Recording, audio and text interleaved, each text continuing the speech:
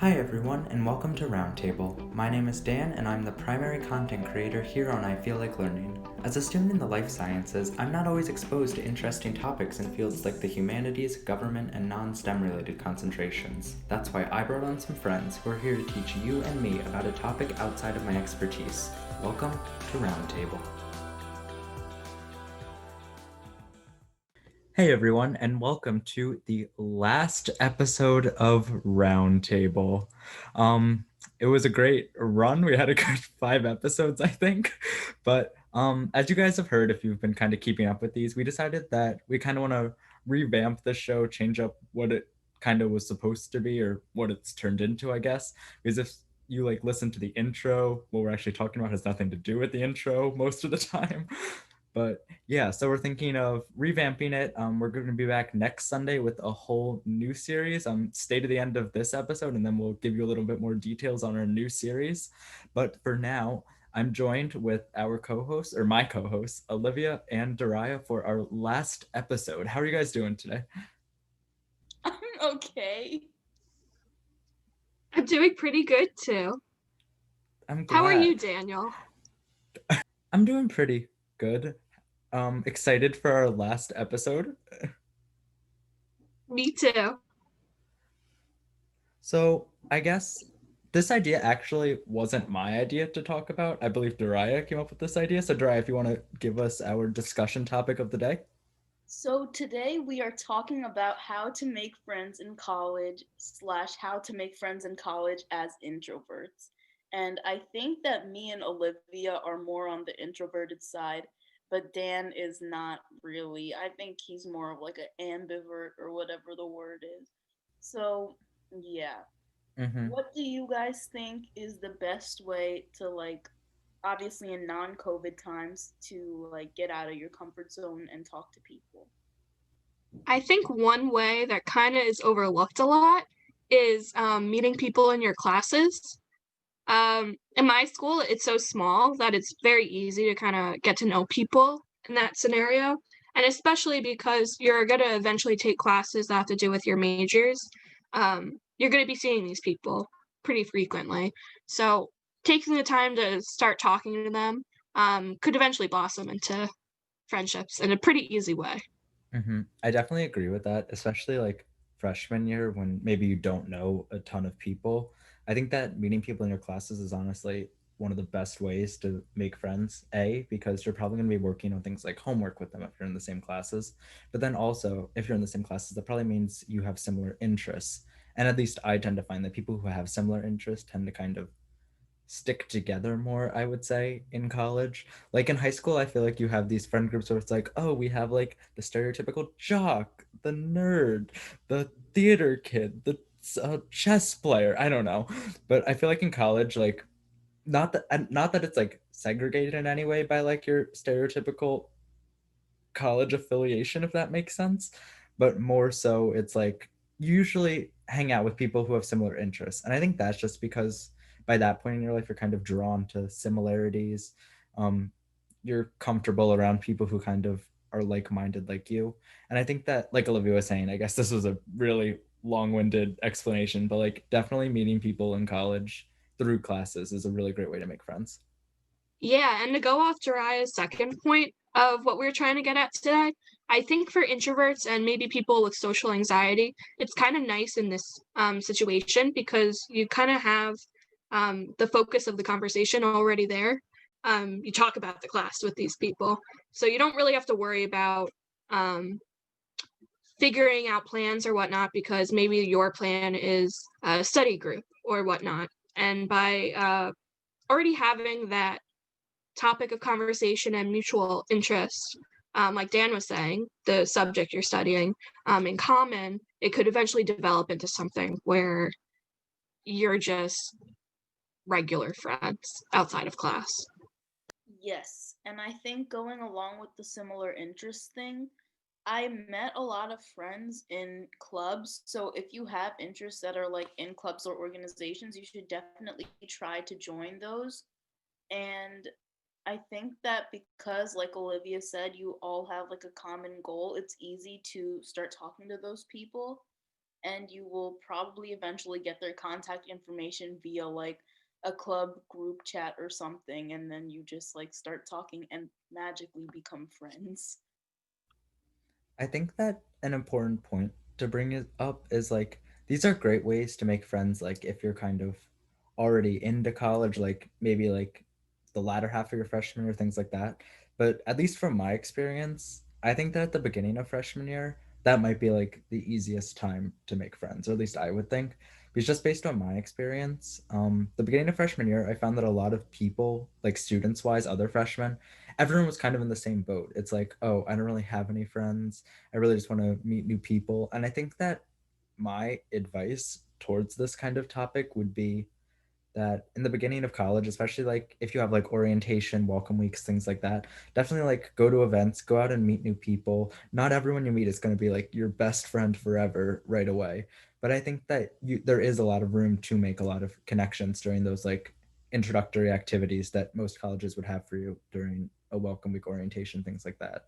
I know from like my experience, a lot of the friends that I have now are people that I've met like 2 3 years ago during like freshman welcome week, things like that. So I think it does go a long way in terms of like maybe not like doing things out of your comfort zone, but like putting yourself out there a little bit, like going, meeting new people, and kind of just like being, I don't really know, like, I don't really know how to describe this. I guess just like going out, doing things. I'm saying the same thing over and over again. Someone take over. Yeah, so I agree with you because one of my good friends who I knew from high school, we ended up going to the same college, but I remember that one day, freshman year, like at the very start, she started talking to this girl on the bus, and like now, 2 years later, they're like her closest friends, and like her entire friend group was introduced to her by that one girl. So even like if your school has a bus system or something, you can definitely try to talk to people there. And also, you could talk to people on your floor and in your dorm, people you're going to see all the time. That's a good point too. I think like proximity is a really good thing, especially with college, because you tend to be in close quarters with people if you're living in the dorms. If you're in classes, you're probably seeing them frequently. And I think that exposure really allows you to kind of meet new people and make these connections that you might not otherwise be able to make. What are your guys's opinions or I guess suggestions for like students who like are, how do I describe this? Like there's a word, people who don't live on commuters. What would be your suggestion for students who commute to school who maybe aren't exposed to these types of activities? Well, I actually commuted to school for my second and third well, actually not third year because there's a pandemic, but second year, yes, I did commute. And I was able to continue going to clubs and stuff because I mean, even though the club started at like late at night, I was just like able to drive to the place because I had my car on campus, obviously. And I think that just making sure that you find ways to keep in touch with people is really important because, like Dan said, if you don't live on campus, it does get a little bit tricky because you're not in close proximity to those people. But just make sure that you make the time to like go to events like that and just like keep in touch in general. And maybe not strictly for commuter students, but I know for a lot of people, social media is really the way that they found their friend groups.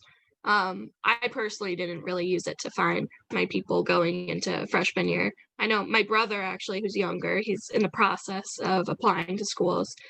He's met a ton of people by Facebook group chats and Instagram, and he constantly Zooms with them because of COVID. Um, but I think for commuters, that might be a way of getting to know people at times when they're not on campus. You could be looking on Instagram, Snapchat while you're home. Yeah, so I'm also in the process of applying to another school for like well for law school as I mentioned and other things. And I think that a lot of the time people try to make like group me's and slacks and like just general group chats so that people can so that people can like meet each other before they actually enter school. So like Olivia said, or like what her brother's doing, if you find yourself going to a college where you know no one from your high school is going, then I would definitely suggest like seeking out a group chat of sorts, whether that be in like a Facebook group or something, so that you could like try to meet people before you enter school. But I don't know many people who have had success with it besides Olivia's brother. I know, like, for me, going into like freshman year, so probably like the summer beforehand, I was in like the Facebook group for like admitted students from my school, and I found myself in a lot of these random group chats with people that I didn't really know or anything. And I don't know, I feel like I just felt a lot of like pressure, like, oh, I have to find friends now or else I'm already going to be behind. And while this episode is about like, oh, like ways to like make friends in college, things like that, I think it's also important to put emphasis on the fact that like you don't need to have like a ton of friends to be happy. Like most of the time, or at least most of the time, at least like in my experience, I've been happier in kind of smaller friend groups than in these like large scale like I don't know, like group chats, things like that.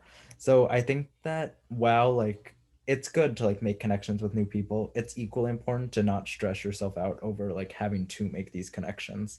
I think you need to find that balance of like what's best for you while also like going out of your comfort zone maybe to like make meet these new people. You also shouldn't expect to make all of your best friends right away.